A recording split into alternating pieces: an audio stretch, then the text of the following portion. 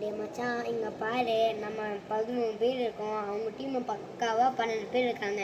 நமக்கு இன்னும் ஒரு ஆள் தேவை. யாரை வேணால் கூப்பிடு, ரோடு போகிற பாட்டியை கூப்பிடு, கொல்லு பாட்டியை கூட கூப்பிடு. ஆனால் தயவு செஞ்சு ரித்தீஷை மட்டும் கூப்பிடாரடா. ஐயோ, அவங்க பேரை கேட்டால் அடிச்சு போட்டுற மாதிரி இருக்குடா. அப்படி பவுலிங் போடுறான்டா அவன். என்னடா பவுலிங் அது? அவன் பேட்ஸ்மேன் இங்கே நின்று இருக்கான், பவுலிங் அங்கே போடுறான். என்னடா இது பவுலிங்? இப்படி தான்டா போடுவோம். அவன் என்னடா இப்படி போடுறான்? இப்படி என்னடா இப்படி டான்ஸ் ஆடிட்டு இருக்கானா என்ன? இப்படி போடுறான். அது என்னடா பவுலிங்? இதுக்கு வேறு அவனுக்கு வேறு 500 ரூபா வேறு கொடுக்கணும் மேட்சுக்கு. நம்மளும் 5000 ரூபா பெட்டு கட்டி வச்சுருக்கோம்.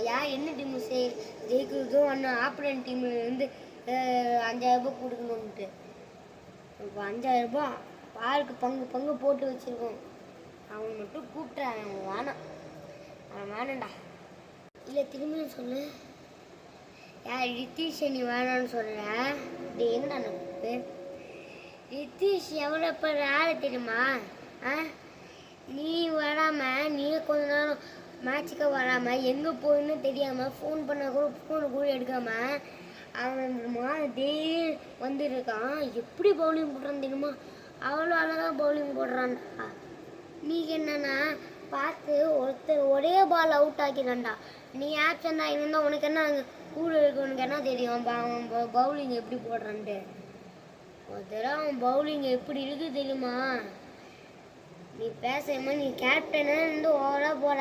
அவனை கூப்பிட்டுறான் அவன்.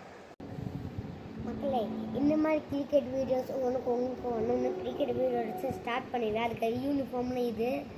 ஸோ இந்த மாதிரி கிரிக்கெட் வீடியோஸ் வேணும்னா லைக் பண்ணுங்கள், ஷேர் பண்ணுங்கள், சப்ஸ்கிரைப் பண்ணுங்கள். இப்போயான வீடியோ போட்டுறேன். பாய்.